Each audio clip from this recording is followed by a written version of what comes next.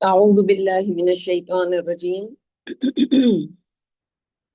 بسم الله الرحمن الرحيم وقضى ربك ألا تعبدوا إلا إياه وبالوالدين إحسانا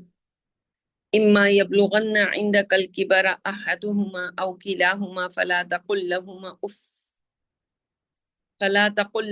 أف ولا تنهرهما وقل لهما قولا كريما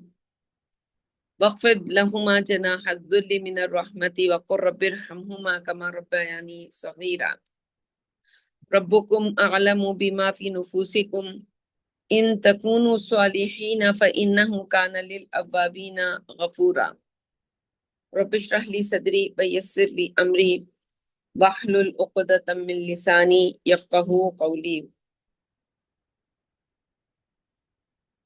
ربي يسر ولا تعسر وتمم بالخير اللهم ربنا ألهمنا رشدنا وأعذنا من شرور أنفسنا اللهم أرنا الحق حقا وارزقنا اتباعه وأرنا الباطل باطلا وارزقنا اجتنابه آمين يا رب العالمين سبحانك لا علم لنا إلا ما علمتنا وعلى الله توكلنا.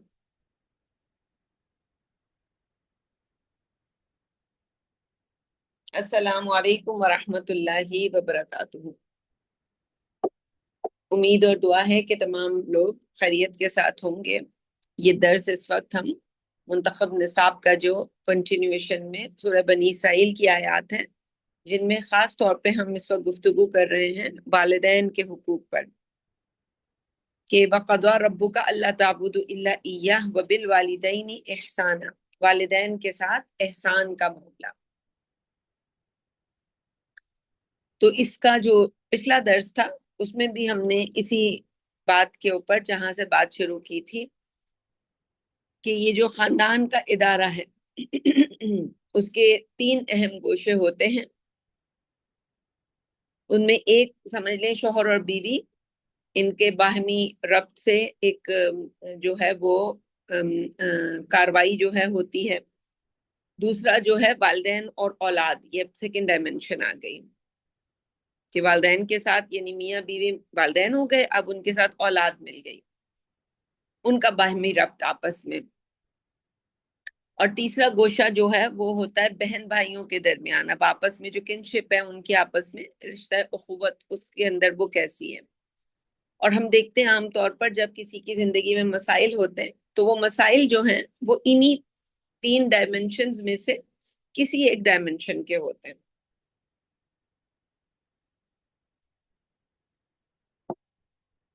یا تو ادھر وہ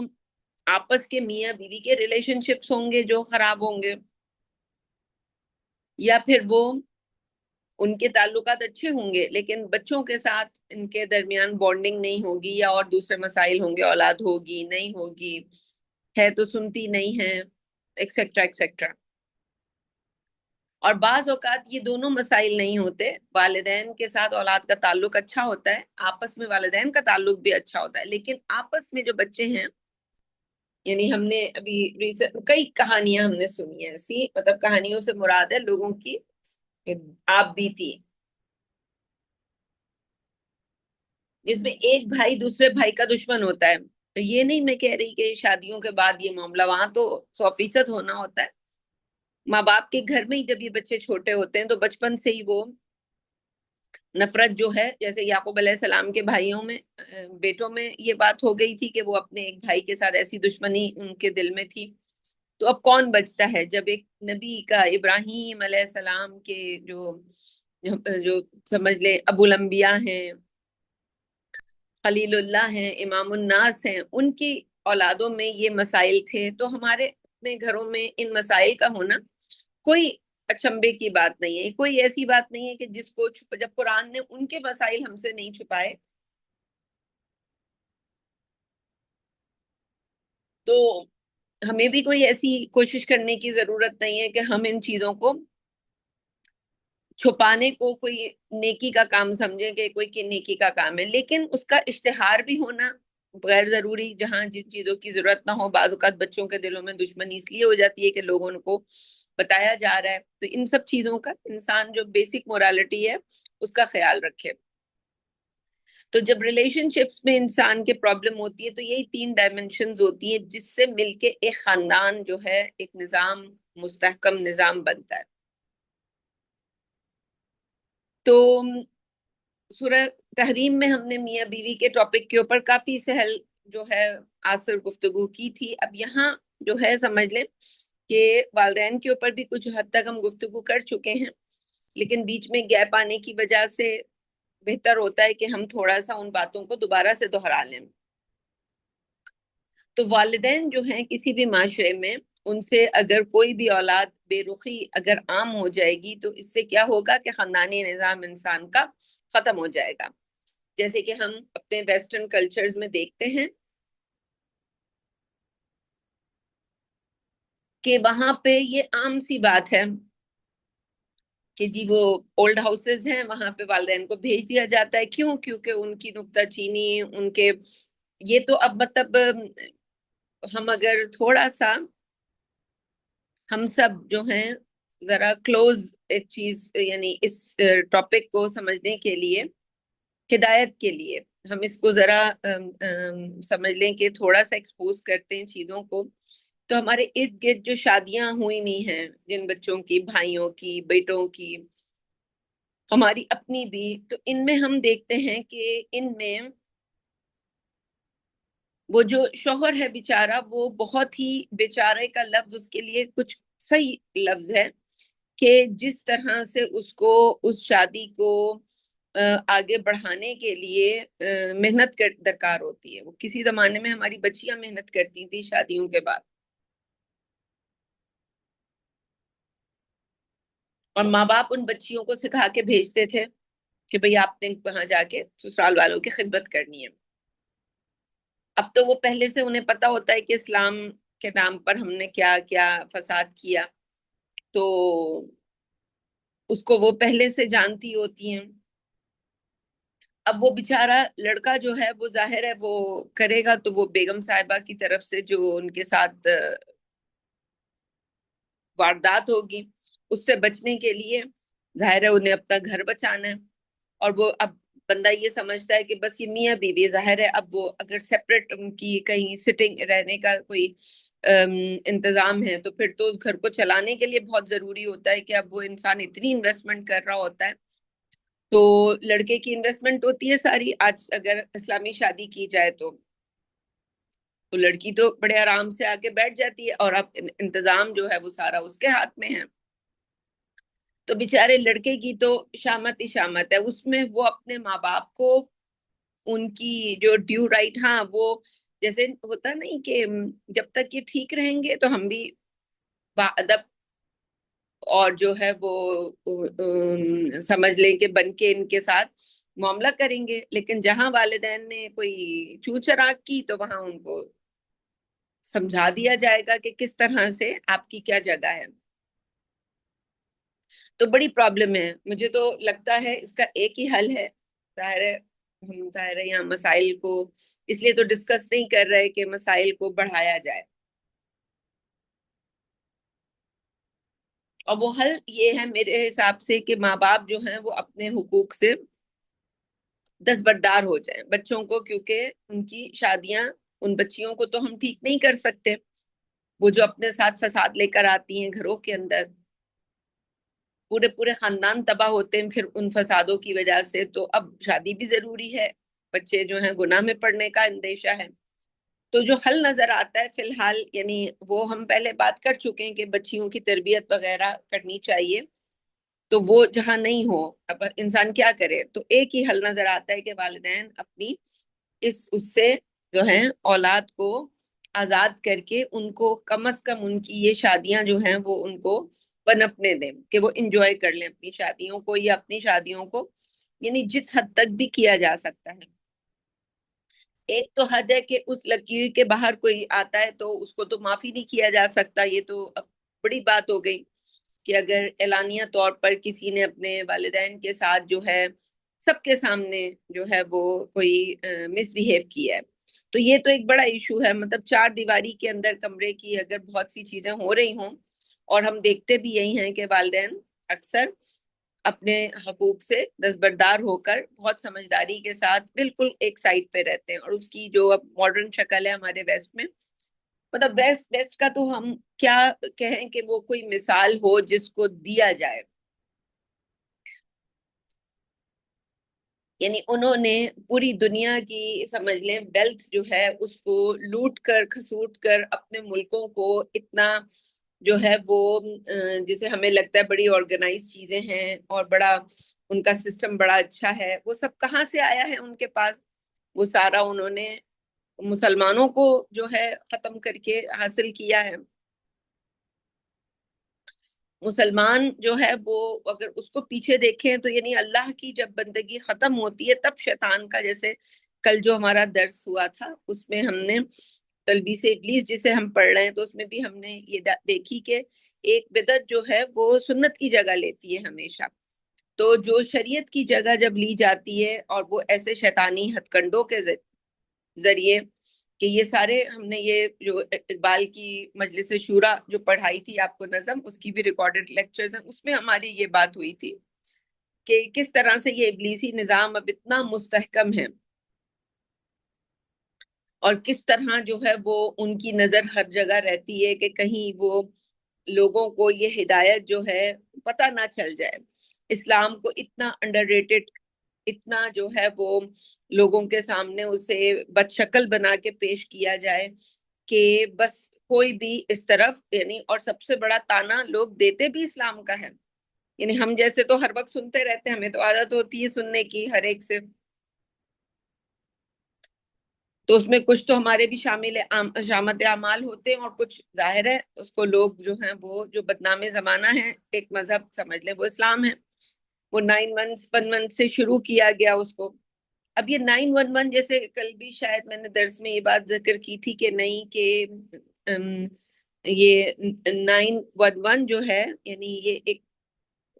بڑی، اس کے پیچھے بھی بڑی کانسپریسیز ہیں کہ یہ ایک کوڈ ہے. اور اسی طرح یہ جو ابھی ورلڈ کپ کل غالباً اسپین نے جیتا ہے، تو وہ جو فائنلی یہ ساری پروڈکشنز پہلے سے پتا تھا سب کو کہ یہ ہونا ہے. یعنی ایک 6 مہینے پہلے ایک رسالہ نکلے اور اس رسالے میں ساری باتیں چھاپ دی جائیں، سب بتا دیا جائے اس کے کور پیج کے اوپر سمبولکلی، امپاسبل ہے انسان کے لیے. لیکن آج ہمارے علم جو ہے یعنی اتنا ایکیوریٹ ہے، وہ جو ہم نے کہا ابلیس کا جو نظام ہے اتنا مستحکم ہے کہ کوئی چوں چراغ بھی نہیں ہوتی کہیں پہ، بالکل پرفیکٹ طریقے سے. یعنی وہ آپ سب بھی جانتے ہوں گے، پرانی بات ہے، بہت پرانی بہت پرانی بہت پرانی، ہم تو پیدا بھی نہیں ہوئے تھے اس وقت کے جس وقت ایک کتاب ہے آئی گیس کہ دا بک آف دا لا یا بک آف لا کچھ اس طرح کی ہے، دا بک آف لا، ایلسٹر کرالی کی بڑی مشہور کتاب ہے. یعنی اس آدمی کے بارے میں یہ کہا جاتا ہے کہ یہ الحمدللہ یہ شیطان سے ملا ہے. ایک تو ہم نے ابھی جب ہم نے تلبیس ابلیس کی ہم تھوڑی سی پریپریشن کر رہے تھے اس میں کچھ حدیثیں آپ کے سامنے رکھی تو ان سے یہ بات سامنے آئی کہ انبیاء علیہ السلام ہیں، شیطان ان کے پاس آتا ہے ان سے ملاقات کرنے. تو یہ صرف ان سے نہیں، یہ ابلیس جو ہے یہ بہت سے جو سپر یعنی مائنڈڈ لوگ ہوتے ہیں، یہ کسی کو بھی نہیں چھوڑتا، یہ ہر ایک کے پاس جاتا ہے. جہاں اس کے چھوٹے جتنے بھی ہیں وہ ان سے بات نہیں بنتی تو یہ خود بذات خود جا کر جو ہے وہ وہاں پہ سسٹم بنانے کی. تو اس نے یہ جو شخص ہے اس نے جو جادو کے دنیا کا جو ایک نیا سمجھ لیں باب تھا وہ کھولا. بہت لمبی، یعنی کہا جاتا ہے کہ یہ کتاب جو اس نے لکھی یہ شیطان نے خود ڈکٹیٹ کروائی اس کو کہ یوں یوں لکھو. تو یہ جو میں اکثر یہ ذکر کرتی رہتی ہوں دروس کے اندر کہ بھئی یہ ساری جو علوم ہیں آج ہمارے پاس جن کو ہم کہتے ہیں کہ جی او ہو یہ بندہ جو ہے جی اس نے اتنی جو ہے سائنسی ترقی میں مدد دی ہے، بلیک ہولز تک ہمیں پہنچا کے چلا گیا. कैसे कि इंसान लेटा हुआ है बिस्तर के ऊपर, उसका सिर्फ गाल हिलता है, एक एक लफ्ज जो है वो इंटरप्रेट होता है, लिखा जाता है, हफ्ते लगते हैं जुमला बनने में, और बस वो दिन रात की मेहनत कर रहा है। और ये सारा जी दुनिया में इतनी जल्दी एक्सपोज हो गई, दुनिया इंसानों पर इतनी जल्दी एक्सपोज हो गई, और होते होते आज हम जो हैं वो किस जगह, किस गड्ढे में खड़े हुए हैं कि अब हम वेस्ट को छोड़ने के लिए लोगों से बात करते हैं। मतलब इसलिए भी कि जाहिर है ये तो खैर आज की बात नहीं है कि वेस्ट को छोड़ा जाए, ये तो जमाना है कदीम से। मुसलमान जब देखा, मुसलमानों ने देखा कि किस तरह से ये जो सारी जो एंग्लो सेक्शंस जितनी रेसेस हैं, ये जितने भी अंग्रेज जिन्हें हम कहते हैं, या जो आपके फरंगी हैं, इन्होंने किस तरह से किस किस तरह से मुसलमानों को दाव पेच खेल के अपनी बातों के जरिए, अपने दूसरे तरीकों के जरिए, इन्होंने किस तरह मुसलमानों को जो है आज जेर किया, आज हम इस जगह कैसे पहुंच गए। अभी अगर देखा जाए तो अमेरिका और ईरान की लड़ाई है, यानी इसराइल कहूं या अमेरिका कहूं एक ही बात है। तो अब इनकी लड़ाई है आपस में, और पिट कौन रहा है, दुबई ऑलमोस्ट खत्म हो चुका है अब इन दिनों में। पता नहीं, कल मैंने सही से न्यूज नहीं देख पाई, कल का दिन मेरा बहुत मसरूफ था, तो कल मैं, लेकिन वो कुछ मैंने बाज़ औक़ात वो अगर सही से खबर ना पढ़ो तो वो खबर जो है वो एक तरह से कोई अफवाही होती है। तो वो इसलिए मुझे इस पर अभी मैंने तहकीक नहीं की थी, एक्स पे जाने का मुझे मौका नहीं मिला था कि मैं खबर देखती वहां पे क्या चल रही है। और इस वक्त जल्दी थी मुझे, फिर लगता था कि आज मेरा फिर एक सफर है, तो मैं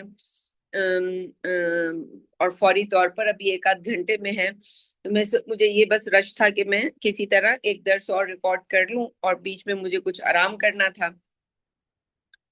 तो ये जो हमारे सामने हम देखते हैं कि मुसलमानों को किस तरह से आज इस जगह पे पहुंचाया कि जी आज वो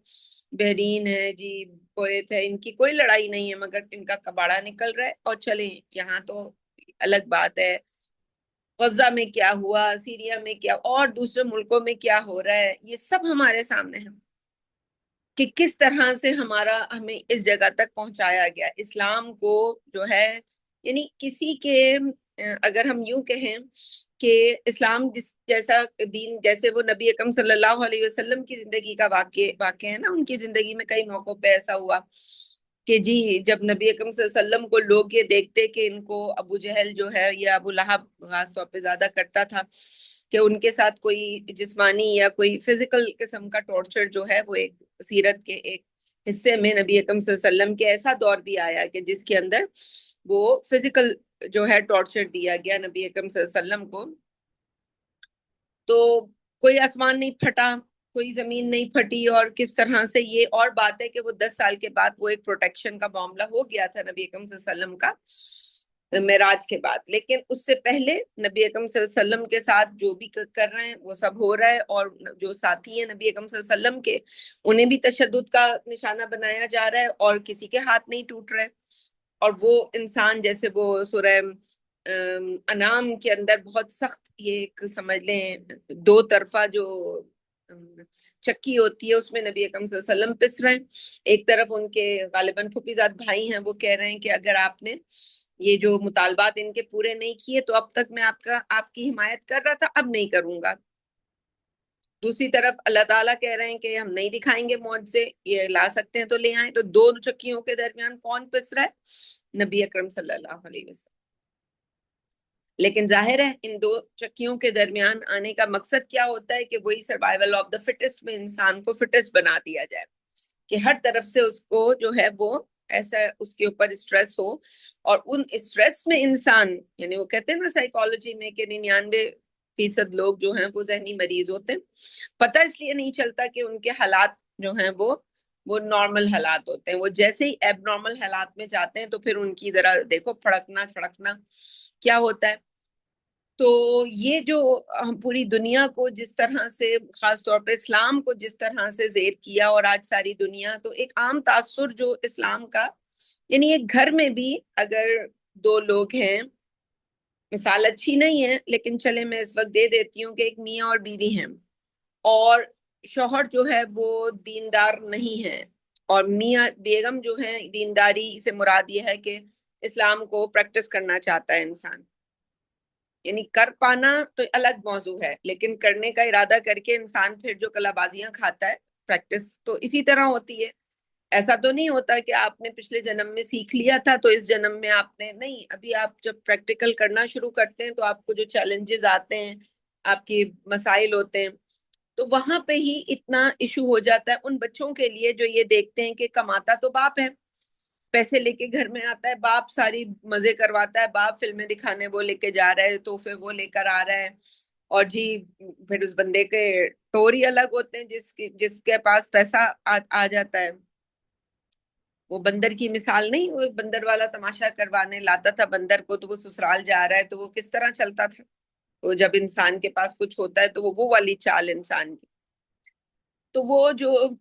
اگر بیگم ایسی ہیں کہ جو اسلام کو پریکٹس کرنا چاہتی ہیں، تو وہ جو بچے ہیں یہ سائلنٹ میجورٹی انہیں سمجھ لیں، تو یہ کیا ان کو کیا جو ہے وہ اس سے تصور ملے گا یا کیا ان کا کہ یہ کوئی جو ہے اسلام کے اندر کوئی ایسی، ورنہ تو اگر ہمارا یہ باپ ماں کے ساتھ جو بھی زیادتی کر رہا ہے تو اس کے تو ہاتھ ٹوٹ جانے چاہیے، تو اللہ تعالیٰ یوں نہیں کرتا کہ ہر روز ہاتھ توڑتا رہے، تو پھر تو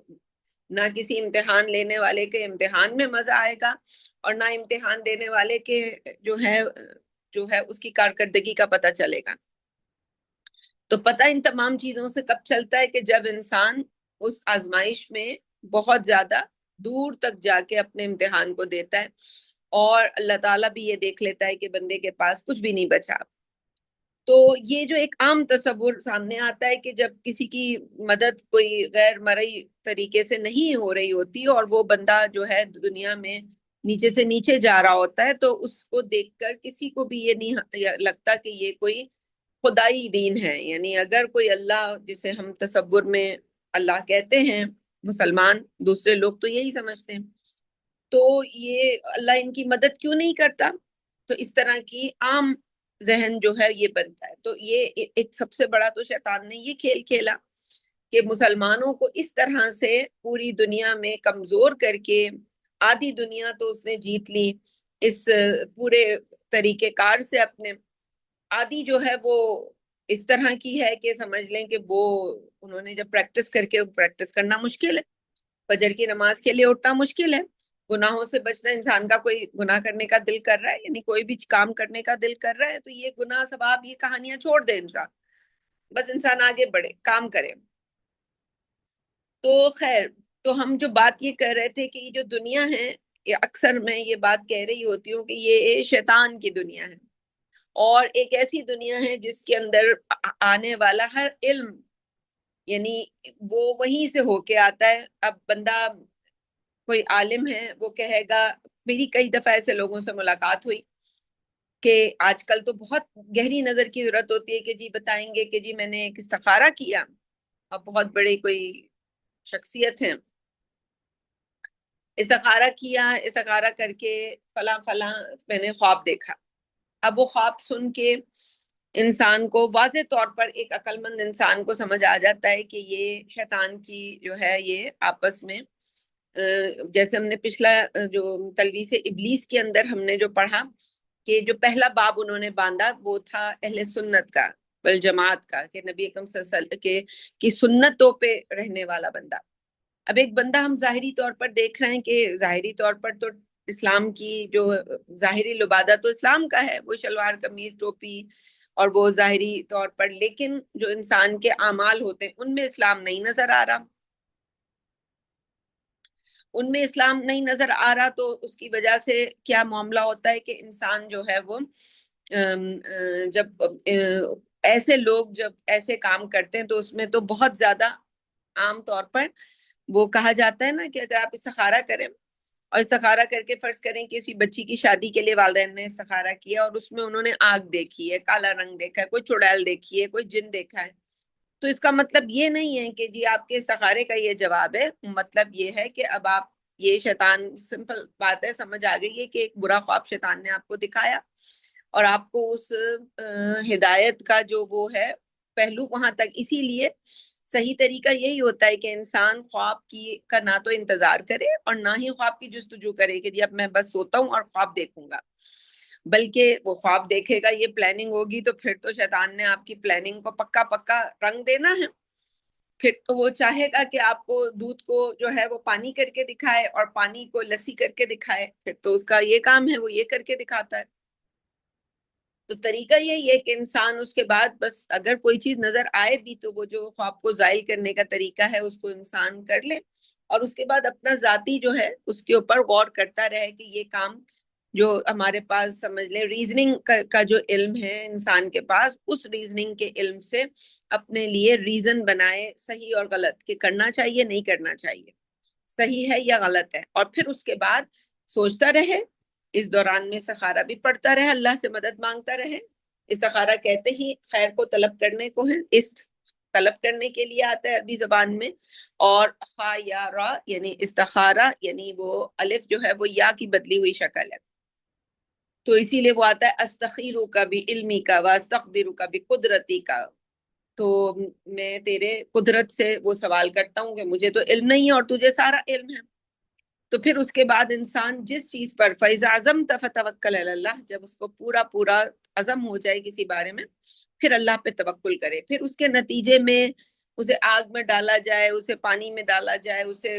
دودھ پلایا جائے، لسی پلائی جائے، کچھ کیا جائے، بس اس نے اسی جو ہے اللہ پہ توکل کر کے اپنا جو کوشش وہ کر سکتا تھا اس نے کیا، اور باقی اس نے اللہ پہ چھوڑ دیا. تو یہ اتنا زیادہ شیطان کی جو انٹرفیرنس ہے وہ ہماری زندگیوں میں اتنی زیادہ ہے کہ علوم تو کیا کہ ہم وہ ہمارے ذہن میں آنے والا حلق خیال، ہمارے دل میں آنے والی ہر بات، اس میں 100% چانس اسی کا ہوتا ہے کہ وہ شیطان کی طرف سے ہو. میرا خود ذاتی یہ طریقہ ہے، سالوں سے اللہ تعالیٰ کا بہت احسان ہے، بہت احسان ہے، بہت احسان ہے. مجھے لگتا ہے جب میں اپنی شخصیت کی طرف دیکھتی ہوں تو دنیا کی سب سے بڑی گنہگار شاید میں ہی ہوں، کہ آسمان جو ہے وہ بس میرے اوپر پھٹنے کو ہے کہ میرے اوپر پھٹ جائے اور زمین جو ہے وہ مجھے اپنے اندر لے لے. لیکن یہ اللہ کا ہمیشہ بہت احسان رہا کہ بہت کبھی میرا ارادہ ہے اپنے خوابوں پر ایک کتاب، جیسے ابن سیرین نے کتاب لکھی. اب یہ دیکھیں میرا اسٹیٹمنٹ 1000 مرتبہ میں یہ اسٹیٹمنٹ دے چکی ہوں کہ مجھے ایک کتاب لکھنی ہے. فرض کرے میں مر جاتی ہوں، کتاب نہیں لکھتی، ٹائم ہی نہیں ملا، یا ٹائم ملا توفیق نہیں ہوئی، کہ میں ابھی سمجھتی نہیں تھی کہ ابھی تو کتاب لکھوں گی تو ابھی کتنے 25-30 خواب ہی ہوں گے زیادہ سے زیادہ، ابھی ذرا اور چلو زندگی گزار لیتے ہیں اور جمع ہو جائے پونجی کچھ. تو وہ جو جیسے ابن سیرین کی کتاب کے بارے میں بھی آتا ہے نا کہ ایک رائے یہ ہے کہ یہ شیطان نے آ کے لکھوائی ہے یہ کتاب، یہ لکھی ہے کسی، یہ ان کی ذاتی کتاب نہیں ہے. تو ہو سکتا ہے یہ کرے شیطان کہ میرا اسٹیٹمنٹ لوگوں کے پاس ہے کہ میں لکھوں گی اور میں نے لکھی، اس کے درمیان جو گیپ ہے اس کو شیطان فل کر دے گا اور وہ عام کر دے گا کتاب میں، اور مجھے پتہ بھی نہیں، ہو سکتا ہے کوئی کتاب آلریڈی مارکیٹ میں ہو میرے نام سے، میرے خوابوں کے نام سے، لیکن ابھی تک تو میں نے نہیں لکھی. اب یہ بات تو چند لوگ سن رہے ہوں گے. تو یہ شیطان کا یہ طریقہ اس حد تک اس کی جو ہے وہ ہماری زندگیوں میں جو انٹرفیرنس ہے یہاں تک ہے. تو میرا ایک طریقہ کہ جب بھی میں کوئی خواب دیکھتی کسی اہم موقع پر، مجھے کوئی ایسی لگتا، ایک تو نمبر ایک خواب میں دیکھ لیتی ہوں بہت ہی ایکیوریٹ، جس کے اندر کہنا چاہیے کہ وہ 100% جو ہے وہ جب ٹائم اور اسپیس کے ورلڈ میں وہ آگے بڑھتا ہے خواب تو وہ 100% ویسے ہی ثابت ہوتا ہے جیسے میں نے دیکھا تھا، یعنی اس کی جو انٹرپریٹیشن میں جب آتا ہے. لیکن کیونکہ جس وقت ہم دیکھتے ہیں اس وقت ہمیں ایک تو ٹائم کا نہیں پتا ہوتا کہ یہ کب ہوگا، دوسرا یہ ہے کہ اس کی انٹرپریٹیشن اس وقت سمجھ ہی نہیں آتی. یہ میرے ساتھ مسئلہ ہے. ہو سکتا ہے آگے زندگی میں بڑھنے سے اللہ تعالیٰ میرے اعمال کو نہ دیکھے، بس اللہ تعالیٰ اس دروازے کو مزید کھول دے کہ جی انسان کو جب خواب دیکھے انسان تو خواب بھی سمجھ آ جائے کہ یہ خواب جو ہے وہ کیا معنی ہے اس کے اندر پوشیدہ. تو خیر جب بھی میں نے کوئی خواب دیکھتی تو میں ایک ہی بات کرتی کہ یہ 100% شیطان کی طرف سے، میں اس کو اسی ڈبے میں رکھتی کہ اس میں کوئی سچائی نہیں ہے، کوئی سچا خواب نہیں ہے. اور اس کو ذہن میں ایک کھڑکی کھول کے رکھتی کہ ہاں ذرا اس کو ذہن میں رکھنا ہے کہ 1% یا 0.001% چانس تو ہے کہ رحمان کی طرف سے ہو، تو 100% میں تو یہ ہے کہ یہ اس کی طرف سے ہے، تو پھر کسی بھی غلط فہمی کا شکار کبھی بھی نہیں ہوئی، اللہ کا احسان۔ اور لیکن جب وہ اپنے وقوع پذیر ہوتا ہے وہ خواب، تو پھر میں اس وقت وہ 0.001 جو ہے وہ 100% بن جاتا ہے کہ یہ خواب مجھے اللہ تعالیٰ نے دکھایا تھا، اور 100% یہ اللہ تعالیٰ کی طرف سے مجھے آنے والے وقت کے لیے پہلے سے بتا دیا گیا تھا، ہوشیار کر دیا گیا تھا کہ یہ آنے والا چیلنج ہے۔ تو اس طرح کے اگر انسان، آپ لوگوں کے سامنے یہ بات رکھنے کا مقصد یہی ہے کہ یہ طریقہ کار اگر انسان رکھے تو اس میں بہت بچت ہے، کہ انسان اپنے آپ کو ہمیشہ انڈر ریٹڈ رکھے، کہ اپنے آپ اپنے بارے میں یہی سمجھے کہ میں تو، ہمارے ہاں تو میں نے تو دیکھا کہ ہمارے ہاں تو وہ چہرے پہ، میں کسی کے بھی کوئی ججمنٹ نہیں دے رہی، ایک عام بات کر رہی ہوں، کیونکہ انسان کا جو چہرہ ہوتا ہے، ایک تو ہے کہ کسی کو خوبصورت اور بدصورت ہونا کسی کا عام دنیا کے زاویوں سے، ایک ہے کسی چہرے کے اوپر ایسے اس کے اعمال کی وجہ سے اس کی جو ہے وہ ہیبت ایک وہ ہوتی ہے یا نحوست ہوتی ہے وہ، یا بعض اوقات انسان کی بیماریاں، انسان بیمار ہوتا ہے، مطلب وہ ہم نے کتابوں میں پڑھا کہ وہ بیماری بھی ساری کی ساری گناہوں کے ہی نتیجے میں ہوتی ہے، تو ساری چیزیں آپس میں ریلیٹڈ ہیں۔ تو کوئی بھی انسان جو ہے وہ اس طرح سے جب اس کے چہرے کو دیکھ کے پتہ چل رہا ہوتا ہے کہ اس کے چہرے پہ کتنی مایوسی ہے، کتنی جو ہے، نحوست کا لفظ تو صحیح لفظ نہیں ہے، مایوسی کہنا چلیں صحیح ہے، تو کتنی مایوسی اس کے چہرے پہ نظر آ رہی ہے، اور وہ انسان آ کے بتائے گا کہ آج اس نے یہ خواب دیکھا، اور وہ اپنے تئیں ثابت کرنے کی کوشش کرے گا، وہ کتابوں میں ساری پڑھی ہوتی ہے نا کہ جی سچا خواب کی اس وقت آتا ہے، اس طرح کی علامات، تو وہ ساری علامات وہ پہلے سے ہی، وہ جیسے پچھلے زمانے میں وہ کتاب، وہ ایک کالم ہوتا تھا اخبار جہاں میں کہ آپ کے سوال اور ان کے جواب کچھ اس طرح کا، تو وہ مرد عورت سب پڑھتے تھے، مردوں کو پتہ چل جاتا اچھا شوہر کہے بیوی کو کہ جی سر پہ دوپٹہ نہیں لینا، تو وہ پھر شوہروں نے کیا کہ اچھا یہ تو ہمیں پتہ ہی نہیں تھا ہمارا رائٹ ہے، تو پہلے سے انسان کو پھر جب وہ وہاں پہ یہ بھی پتہ چل جاتا ہے کہ اچھا سوال کو کس طرح، یہ ٹیکنیک سمجھ آ جاتی ہے کہ سوال کس طرح پریزنٹ کرے تو جواب یہ ملے گا، سوال یہ کریں گے تو جواب یہ ہوگا، سمپل سی بات ہے۔ تو پھر وہ بھی ٹیکنیک انسان سیکھ لیتا ہے، وہ آج بھی دیکھتے ہیں کہ طلاق ہو چکی ہوتی ہے مگر اب وہ شوہر اس طرح سے سوال بنا کے پیش کرتا ہے کہ مفتی کے پاس کوئی صورت ہی نہ ہو، وہ تو بیچارہ لکیر کا فقیر ہے، کہ وہ یہ کہے کہ یہ نہیں ہوئی ہے یا ہو گئی ہے، جس حساب سے بھی وہ اس کو ایک پینٹ کرے گا سوال کو۔ تو یہ اتنا سمپل نہیں ہے زندگی کے اندر کہ انسان بس ایسے، یہ جو اللہ نے ہمیں سمع و بصر کی صلاحیت دی ہے، یہ اتنی بڑی صلاحیت ہے زندگی کے ہر موقع پہ، ہر معاملے میں، چاہے انسان استخارہ کر رہا ہو، چاہے انسان کوئی خواب دیکھ رہا ہو، چاہے انسان اپنی زندگی کے معاملات کر رہا ہو، اپنے دماغ کو ہمیشہ کھلا رکھ کے ہر چیز کو ریشنل اس کا نکالے اور ریزننگ لکھے کہ یہ اس کی کیا وجہ ہے، ایسا کیوں ہوا، اور کسی بھی انسان کو پرکھنے کے لیے اس کا جو ہے، جو ہم جسے سنت کہتے ہیں، ایک تو سنت کے وہ چھوٹے چھوٹے اعمال ہیں، ایک ہے سب سے بڑی اللہ کی شریعت، اس پر زندگی اس سے بڑی کوئی سنت نہیں، اور اس شریعت کے لیے قربانیاں دینا۔ تو ہم واپس آتے ہیں، جو موضوع تھا ہمارا والدین، تو ہمارے یہاں آج جو ہے ہم یہ سمجھتے ہیں کہ والدین کو مدد کرنی چاہیے بچوں کی، اور جو والدین ایسے کرتے ہیں وہ بہت صحیح کرتے ہیں۔ اچھا، اس کے ساتھ ساتھ اب یہاں پہ والدین میں دو والد ہوتے ہیں، ٹھیک ہے، یہاں پہ جیسے آگے کہا گیا کہ آگے والی حصے پہ چلتے ہیں کہ اما یبلغن عندک الکبر احدہما او کلاہما، تو جب ان میں سے کوئی ایک یا دونوں اس عمر کو، یعنی بڑھاپے کی عمر کو پہنچ جائیں، تو فلا تقل لہما افن، تو ان کو اف تک مت کہو، ولا تنہرہما، نہ ہی انہیں جھڑکو، وقل لہما قولا کریما، بلکہ ان سے نرمی سے بات کرو۔ اب یہ ہے کہ ہر اولاد اپنے سی پوری کوشش کرے، والدین جو ہے واقعی بہت زیادہ چیلنجنگ ہوتے ہیں، بعض اوقات وہ ایک ہی بات کو 50 دفعہ 100 دفعہ کیے چلے جائیں گے۔ آج کل تو کامن سی بات ہے ڈیمنشیا کا ہونا، آپ جس کو دیکھیں اس کو ایک ڈیمنشیا کی پرابلم ہے، تو اب وہ والدین کو ہوتی ہے تو وہ لسی بنا دیتے ہیں اولاد کے جو دماغ کی، تو پھر کبھی انسان جو ہے وہ چڑھ جاتا ہے.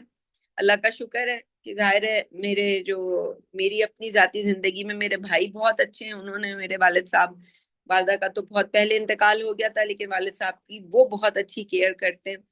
ان کے کیئر کرنے کو دیکھ کر مجھے یہ احساس ہوتا، ایون ان کی جو بیگمات ہیں ساری، اللہ تعالیٰ نے یعنی میرے والد صاحب، اللہ تعالیٰ ان کو مزید جو ہے اسی طرح ان کے اوپر برکت رکھے کہ ان کو یہ اولاد بہت اچھی دی ہے اور ان کی بیویاں بہت اچھی ہیں کہ جو اس طرح سے خدمت کرتی ہیں. لیکن ہم جانتے ہیں، مطلب مجھے تو یہ چیلنج مجھے دیکھنے کا موقع نہیں ملا، لیکن ہم دوسروں کی جب زندگیوں میں دیکھتے ہیں، میں ان بچیوں کو دیکھتی ہوں جو میری بھابیاں ہیں، اور میں اپنے والد صاحب کا طریقہ کار دیکھتی ہوں، تو مجھے لگتا ہے کہ بڑا ان کے لیے تو بڑی ہمت والی بچیاں ہیں جو یہ سب کچھ برداشت کر رہی ہیں. شاید میں یہ سب کچھ ایون یہ کہ وہ میرے والد ہیں، لیکن میں یہ سوچتی ہوں کہ یہ میں تو نہیں، کیونکہ وہ ظاہر رہتے بھائیوں کے پاس ہیں. تو اینی ویز، تو یہ جو ہے بہت بڑا جو ہے امتحان ہوتا ہے. اس سے بڑی بھی عبادت کوئی نہیں کہ وہ ان کو اف بھی نہ کہیں اور ان کو نہ جھڑکیں، اور ان سے جب بھی کریں بہت ہی نرم کریم بات کریں. اور آگے فرمایا، اور اس میں ظاہر ہے جو والدہ ہیں، یہ ہم نے سورہ لقمان میں بھی پڑھا تھا کہ حملتہ امہ وہنن علی وہنن وفصالہ فی عامین، آیت نمبر 14 ہے کہ اس کو اٹھایا اس کی ماں نے تکلیف پر تکلیف جھیل کر، اور اس کو دودھ چھڑانا ہے 2 سالوں میں. یعنی والدہ کو جو 3 جو ہے اجر دیے گئے، یعنی 3 گنا زیادہ ان کا، جو سمجھ لیں کہ ایک دفعہ ایک شخص نبی اکرم صلی اللہ علیہ وسلم کے پاس آیا اور پوچھا کہ مجھ پہ سب سے زیادہ حق کس کا ہے، تو نبی اکرم صلی اللہ علیہ وسلم نے فرمایا تمہاری والدہ کا. دوسری دفعہ پوچھا، تیسری دفعہ پوچھا، کہا والدہ کا. چوتھی دفعہ پوچھا تو کہا والد کا. تو ظاہر ہے وہ علماء کہتے ہیں کہ یہ 3 مرتبہ کیوں، کیونکہ قرآن کے 3 الگ الگ موقعوں پر والدہ کے جو ان چیزوں کا ذکر ہے کہ ایک تو وہ جو ہے نمبر 1 کہ وہ والدہ جو ہے وہ حمل جو ہے اٹھاتی ہے، نمبر 1 اس پورے 9 مہینے کے وقفے میں جو وہ تکلیفیں اٹھاتی ہیں. نہیں ہم تو یہ دیکھتے ہیں کہ پریگننٹ ہوتے ہی کچھ نہیں تو آج تو وہ جو سمٹمز ہیں تو وہ دیکھنے والے ہیں. میرے الحمدللہ 5 دفعہ اللہ تعالیٰ نے یہ موقع دیا کہ میں نے ایک عورت ہونے کی حیثیت سے یہ ایکسپیرینس کیا. تو 4 موقعوں پہ تو ظاہر ہے میرے بیٹے پیدا ہوئے اور ایک بیٹی الحمدللہ. تو میں نے دونوں میں ایکسپیرینس کیا کہ وہ بالکل ہی انسان کی دنیا ہی الگ ہوتی ہے. اس عورت کی وہ جو حمل کا وقت ہوتا ہے وہ اٹھاتی ہے کہ جب میں اپنے بیٹوں سے جب بھی میرے یہ معاملہ رہا حمل کا، تو اس میں یہ معاملہ رہا کہ جی خوب ہر چیز کھانے کا دل کر رہا ہے، یعنی کھا کھا کے انسان پاگل ہو جائے. یعنی ایک کریونگ ہے وہ ختم ہونے کا نام نہیں لے رہی ہے، جس میں سویٹ کی کریونگ سب سے زیادہ. اور ایسا لگتا ہی نہیں، لوگ بتاتے ہیں کہ جی یہ ہوتا ہے ہمیں نوزیا ہوتا ہے اور کھانے کا دل نہیں کرتا. میں دیکھتی لوگوں کو کہ یار یہ کس طرح کے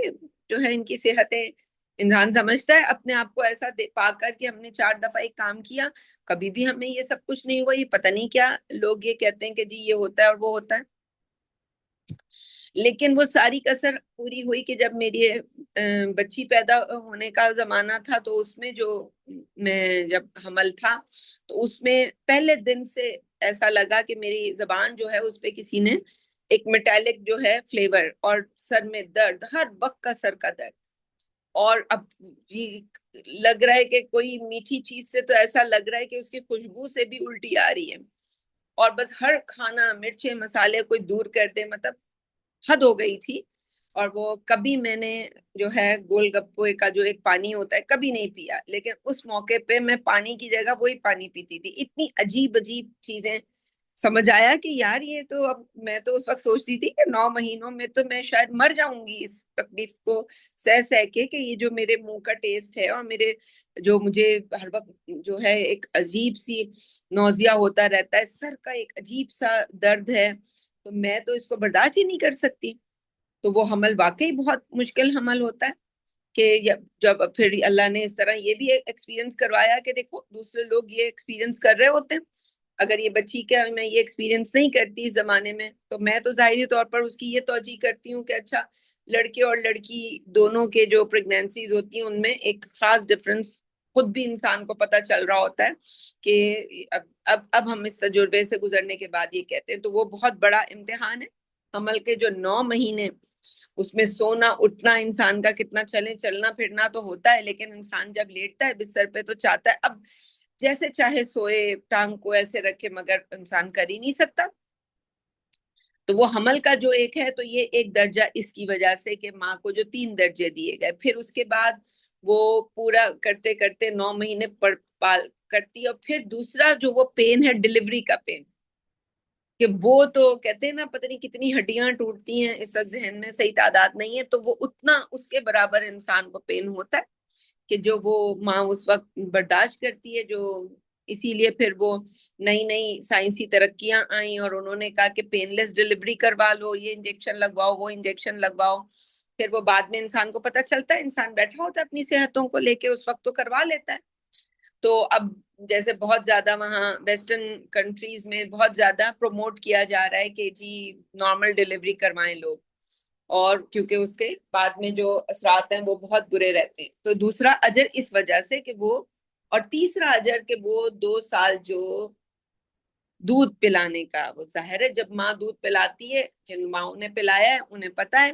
کہ وہ کیا وقت ہوتا ہے. بچہ تو 1 منٹ کے لیے نہیں چھوڑتا، وہ بس میں بیٹھی ہے، وہ رکشے میں بیٹھی ہے، وہ مجمع میں بیٹھی ہے، وہ ایک ڈبے میں بیٹھ کے تو زندگی نہیں گزار سکتی 2 سال. تو سب سے بڑی جو کوفت ہے، چلے اپنے گھر میں بیڈ روم میں وہ پلا رہی ہے کوئی بات نہیں،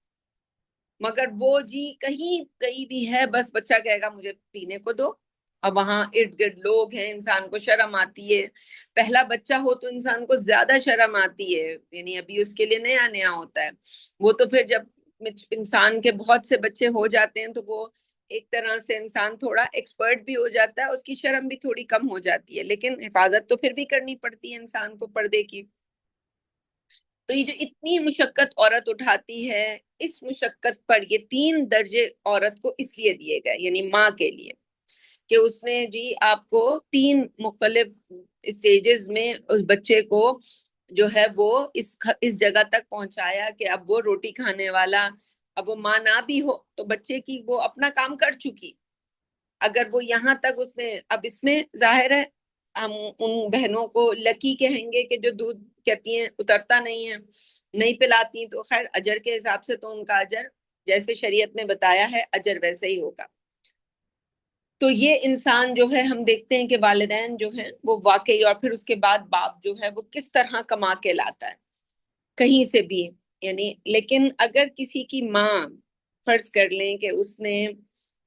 یہ جو 2 سٹیپس ہیں یہ تو ہر ماں کرتی ہے، حمل کو اٹھانا اور اس کی ڈلیوری،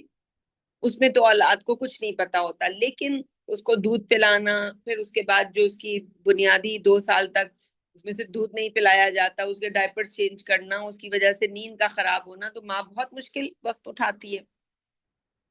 اور اگر ماں نے نہ اٹھایا ہو، جس کو اولاد جو ہے وہ لکھ پڑھ سکتی ہے، سمجھ سکتی ہے کہ میری ماں نے یہ کیا ہے، تب بھی اس کا حق جو ہے اپنی جگہ پہ مسلم رہے گا. یہ نل اینڈ وائٹ اس طرح نہیں ہوگا کہ بندے یہ ڈیسائیڈ کریں گے، اللہ تعالیٰ نے ڈیسائیڈ کر لیا، کیونکہ قرآن کے اندر حکمت ہے. تو اس لیے حکمت کی وجہ سے ہمیں ہر بات کی حکمت بتا دی جاتی ہے کہ اس کام کی یہ حکمت ہے. لیکن اس کا مطلب یہ نہیں ہوتا کہ اگر وہاں پہ کہیں پلس ہو جائے تو آپ نے مائنس کرنا، یوں نہیں ہے، ٹھیک ہے. تو یہ بات ہم ذہن میں رکھیں کہ اس میں والدہ کا جو حق ہے وہ اللہ تعالیٰ نے 3 گنا زیادہ رکھا ہے.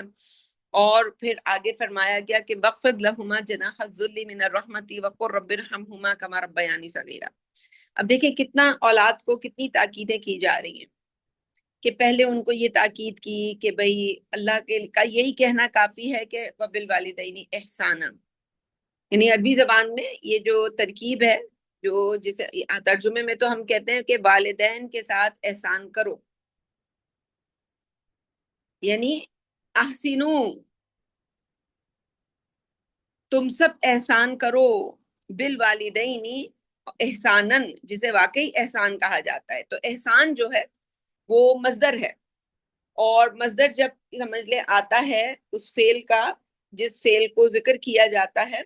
تو اس سے مراد ہوتی ہے، یعنی عربی زبان میں ہم یوں کہتے ہیں کہ تاکید کے لیے یہ کیا جا رہا ہے، جس فعل کا ذکر ہو رہا ہے یعنی مراد وہی فعل ہے. تو یعنی جسے احسان کہتے ہیں وہی اسی کی بات ہو رہی ہے. کوئی ایسے نہیں ہے کہ بس آپ نے بس کچھ سمجھ لیا اور کسی نے کچھ اور سمجھ لیا. تو مختصر کر کے بات کو رکھا گیا ہے کہ بات جو ہے دو لفظوں میں سمجھا دی گئی اور فعل کو حذف کر دیا گیا یہاں سے. اور جو اس کا مفعول ہے وہ بتا رہا ہے ہمیں، مفعول مطلق کہلاتا ہے یہ. تو مفعول مطلق جو ہے یہ بتا رہا ہے کہ یہاں پہ فعل تھا. اور یہ جیسے وکلم اللہ موسیٰ تکلیما. وکلم کلم یکلم تکلیمن، اور تکلیمن اس کا مصدر آخر میں آیا ہے اور ہم وقف کرتے ہیں اس لیے تکلیمہ پڑھتے ہیں. تو اللہ نے تو کلام کیا موسیٰ علیہ السلام سے جیسے کہ کلام کیا جاتا ہے. وہاں حذف نہیں کیا گیا، یہاں پہ حذف ہے کہ احسان کرو، تم سب احسان کرو. یعنی اس کو میں مختلف طریقے سے بیان کر سکتی ہوں، وقت کی کمی کی وجہ سے ہم بس ایک ہی مثال رکھ دیتے ہیں. اور کس کے ساتھ؟ والدین کے ساتھ. اور وہ واقعی احسان ہونا چاہیے، وہ صرف جو ہے گونگلوں پہ سے مٹی اتارنے والا کام نہ ہو. ایک تو یہی کہنا بہت تھا اللہ تعالیٰ کا اپنی کتاب میں بار بار اپنے حق کے عین برابر میں. پھر دوسری تاکید یہ ہے، یہ مزید سمجھایا جا رہا ہے کہ اگر وہ بڑھاپے کی عمر کو پہنچے، ان میں سے کوئی ایک یا دونوں، یعنی جیسے میں نے بتایا کہ والدہ کی تو میرے 2010 میں انتقال ہو گیا اور والد صاحب پہنچے اس عمر میں، تو دونوں نہیں پہنچ سکے، ایک پہنچا. تو تم نے کیا کرنا ہے؟ فلا تقل لہما اف، تم نے ان کے سامنے، پتہ ہے اللہ تعالیٰ کو کہ اب وہ تمہارا جو ہے وہ دماغ کی لسی بنائیں گے،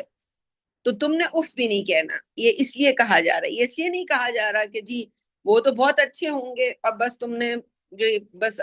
جیسے بچے کہتے ہیں نا کیا ہے کیوں میں کروں، چھوڑ دیں بس آپ اپنے کام سے کام رکھیں. یعنی کوئی بھی ایسا جملہ، کوئی بھی ایسی بات جو اف کے برابر ہو، جس طرح انسان کسی سے چڑ کے کچھ کہتا ہے تو وہ نہیں کہنا. اور پھر مزید اس پہ تاکید یہ ہے کہ نہ ہی ان کو تم جھڑکو، یعنی منع کرو، نہر کسی ایسی چیز کے لیے وقل لہما، بلکہ تم ان سے کہو اچھی بات.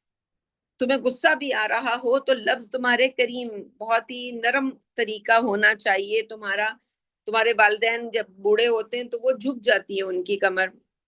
تم چلو گے تیز تیز، وہ چلیں گے ہلکے ہلکے. کبھی آپ نے بھی نوٹس کیا ہوگا، آپ باہر واک پہ گئی ہوئی ہیں تو کوئی بوڑھا آپ کے ساتھ چل رہا ہے تو آپ تیز چل رہی ہوتی ہیں، تو اس وقت شرم آ رہی ہوتی ہے کہ ان کے سامنے اب ذرا تھوڑا سا ہمیں نرمی کے ساتھ چلنا چاہیے کہ ان کو یہ احساس نہ ہو کہ ہم کتنی تیز چل رہے ہیں. تو والدین کے لیے تو یہ لا ہے کہ آپ ان کے سامنے جب آئیں تو اپنے پوسچر کو جھکا کر آئیں. یہ جو آگے مثال دی گئی ہے کہ وقفد لہما جناح الذل من الرحمت وقل رب، یعنی جیسے کوئی اپنے پروں کو بچھاتا ہے، وقفد لہما جناح الذل، تو ایسے اپنے پر، جیسے کوئی پرندہ جب لینڈ کرتا ہے زمین پر تو اپنے پر بچھاتا ہے، تو اپنے پروں کو بچھا کے رکھو ان کے سامنے. اور وہ پر ایسے بچھے ہوئے ہونے چاہیے کہ یہ نہ ہو کہ تم احسان بھی جتلاتے رہو. تو ان کے سامنے اپنے پوسچر کو ہلکا کر کے، اپنے بات کرنے کے انداز کو، تمہیں بہت علم ہوگا ان کے سامنے یہ علمی باتیں مت جھاڑو. وہ اگر تمہیں کوئی علمی بات بتائیں، بعض اوقات ایسا ہوتا ہے آپ اپنے والدہ سے ملی، آپ نے انہیں کوئی علمی بات بتائی، اب وہ اگلی دفعہ آپ ملیں گی تو وہ آپ کو وہی بات بتا رہے ہوں گے اپنے نام سے، تو سن لیں ان کی بات کہ بھئی اچھا یہ جو ہے میرے والد جو ہیں وہ مجھے یہ بات بتا رہے ہیں، چلے ان کو یہ بات یاد رہی. وہی بیماریاں، ذہنی بیماریاں اتنی ہوتی ہیں کہ بعض اوقات والدین کو بھول جاتا ہے. تو وہ کچھ ہم نے دیکھا کہ کچھ بچے ایسے ہوتے ہیں وہ ان کو اس وقت سمجھائیں گے کہ ابا جی یہی تو میں نے آپ کو پچھلی دفعہ بتائی تھی، آپ مجھے ہی بتا رہے ہیں. سننے میں کیا حرج ہے؟ کریم بات کرو ان کے سامنے، جھک کر رہو. کوئی تم ان سے بڑے نہیں بن جاؤ گے اگر ان کو تم نے ثابت بھی کر دیا کہ تمہیں زیادہ پتہ ہے اور انہیں کچھ پتہ نہیں ہے، تو اس سے تم بڑے نہیں ہو جاؤ گے. اللہ نے ان کو تمہارا باپ بنایا، ماں بنایا، تو یہ اللہ کی قدر ہے، اللہ کا فیصلہ ہے. اللہ کے فیصلوں پہ راضی ہونا سب سے بڑی عبادت، اس سے بڑی کوئی عبادت نہیں، کہ اللہ نے ہمارے لیے زندگی میں جو فیصلے کر دیے ہوں ان فیصلوں پر زندگی گزاری جائے۔ وَقُلْ لَهُمَا قَوْلًا كَرِيمًا وَاخْفِضْ لَهُمَا جَنَاحَ الذُّلِّ مِنَ الرَّحْمَةِ، اور پھر یہاں تک بھی نہیں کہا، یعنی اتنی تاکیدوں کے بعد اب سب سے اہم تاکید یہ ہے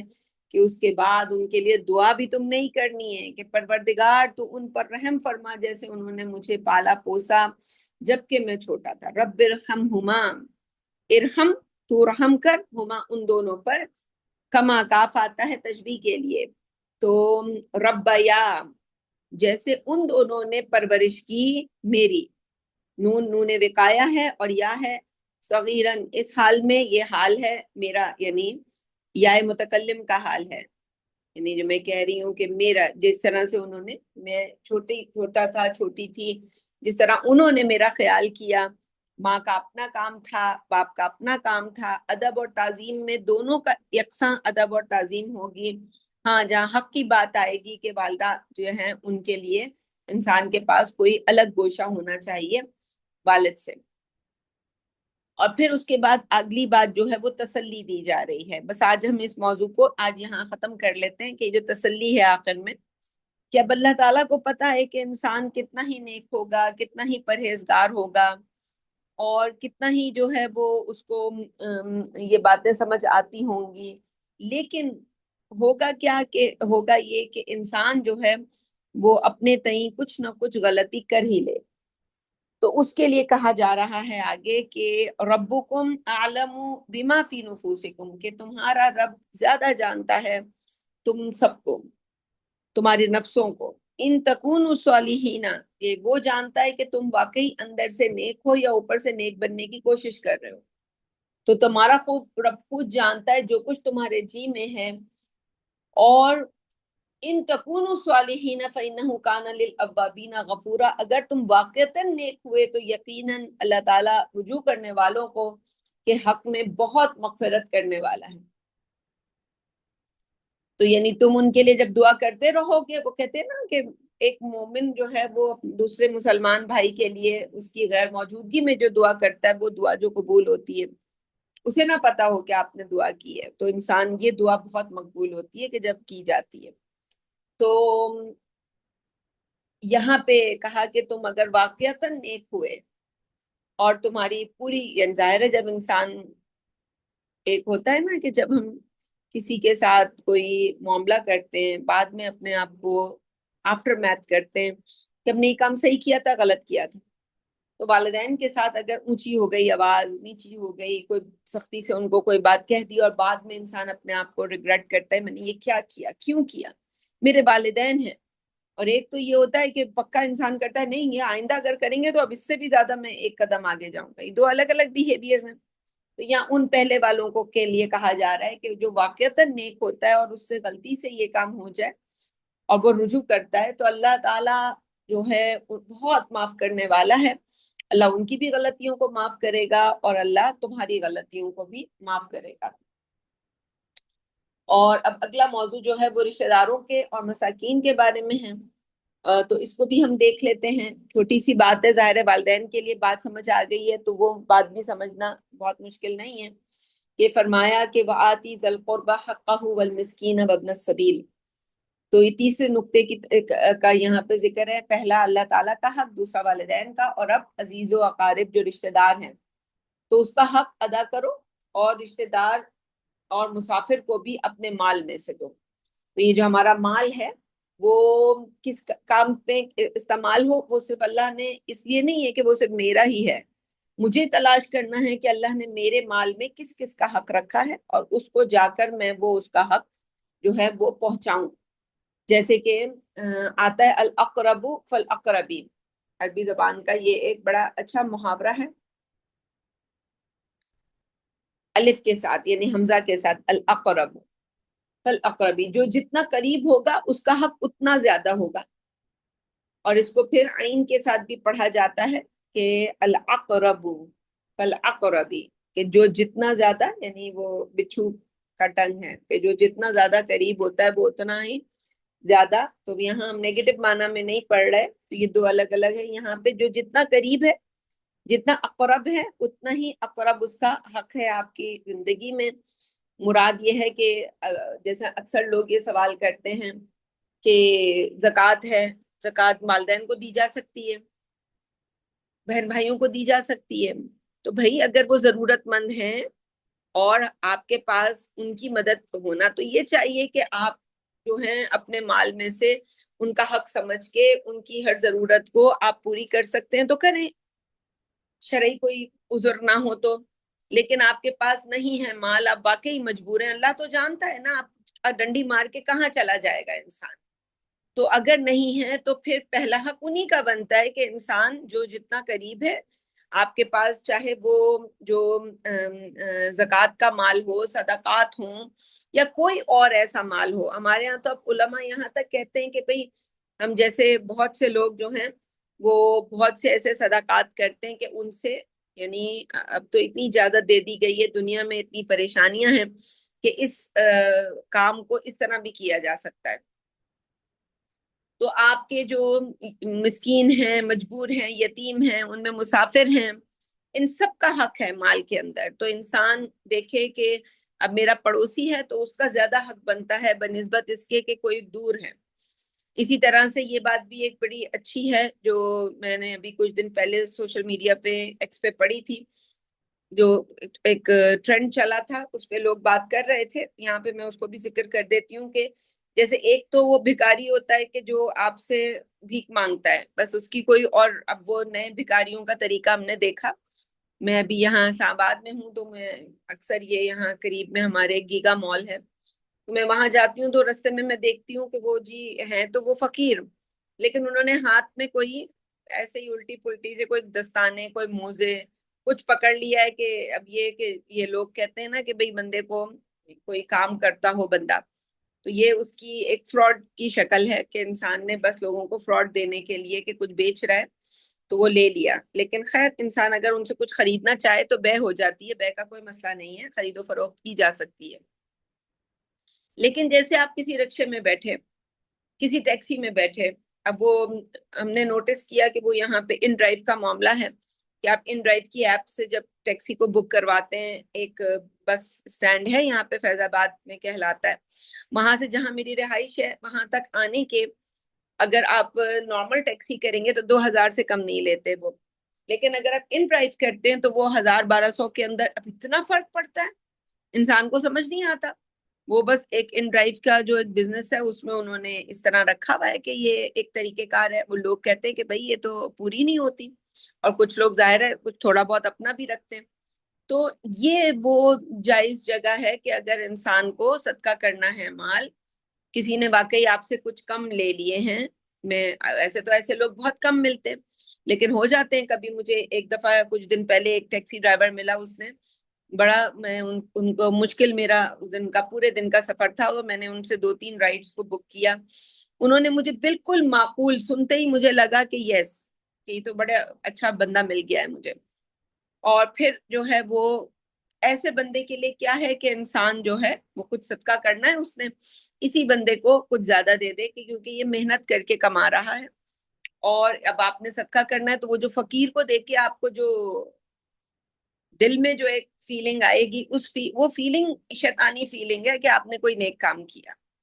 تو نیک کام کرنے کے لیے بہت ضروری ہے کہ انسان ان کو صحیح جگہ، یہ جو گداگری ہے اس کو ختم کیا جائے. لیکن خیر انسان، یہ الگ بحث ہے کہ کسی کی مدد کرنا چاہتا ہے. ہم تو یہاں پہ موٹی موٹی باتیں آپ کے سامنے رکھ دیتے ہیں. زندگی میں آپ کرنا کیا ہے